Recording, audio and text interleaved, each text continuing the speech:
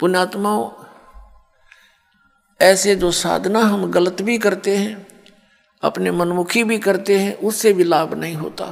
तो संत के वचन में शक्ति होती है और उस शक्ति से ही वो शब्द आपके अंदर काम करता है। जैसे जो औषधि होती है इंजेक्शन के माध्यम से शरीर में प्रवेश कर दी जाती है तो वह काम करेगी, और बगैर सिरंज के वह अंदर नहीं जा सकती।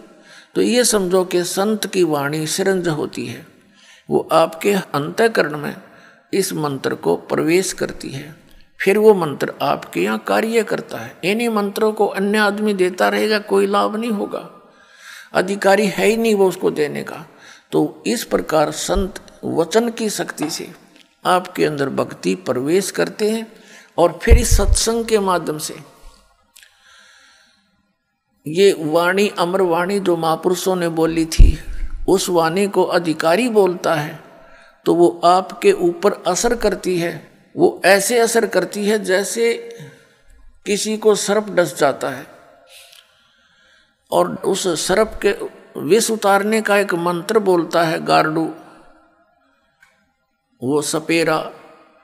तो उस समय वो व्यक्ति मूर्छित पड़ा होता है जिसको सर्प ने काट रखा है, उसको पता ही नहीं ये बोलने वाला क्या वाणी बोल रहा है, और उसको बार बार उच्चारण करने से कुछ समय के बाद उसमें हलचल होती है, विष उतर जाता है,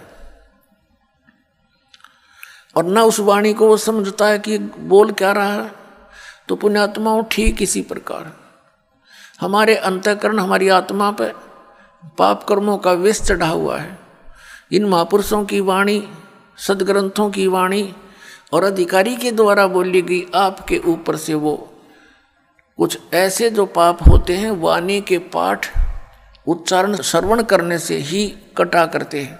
क्योंकि हम जब तक परमात्मा के चरणों में नहीं आते, सत्संग रूपी इस धोबी घाट पर हम नहीं आते, ये ड्राई क्लीन की शॉप समझ लो, यहाँ पर ड्राई क्लीन की दुकान है यहाँ, तो जब तक हम इसके संपर्क में नहीं आएंगे तो मैल कैसे समाप्त होगा?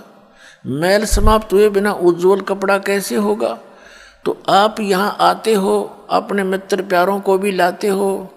हमने भी जितने दिन सत्संग होता है सबको आना अलाउड कर रखा है, आओ सत्संग अवश्य सुनो। बाकी समय में हम केवल अपने भक्तों से ही मिल पाते हैं, अन्य से कोई हम डिस्कस कर भी नहीं सकते, इसलिए अन्य को आमंत्रित नहीं करते। अन्य दिनों में सत्संग के दौरान सभी आ सकते। तो कोई मित्र, कोई रिश्तेदार, रिलेटिव किसी के साथ आता है तो चाहे वो किसी उसकी शर्म से भी आ गया, प्रार्थना से आ गया, किसी कामवश आ गया, तो यहाँ सुनेगा। वो चाहे अनचाहा बैठा रहे, उसके ऊपर भी उस गारुड़ के मंत्र की तरह असर हो रहा है। और एक दिन ऐसा आएगा कि उसको भूख लगेगी उस परमात्मा की वाणी की, और फिर वो ऐसा आएगा कि लोग न्यों कहेंगे इसका भी पता नहीं कि मंत्र मार दिया।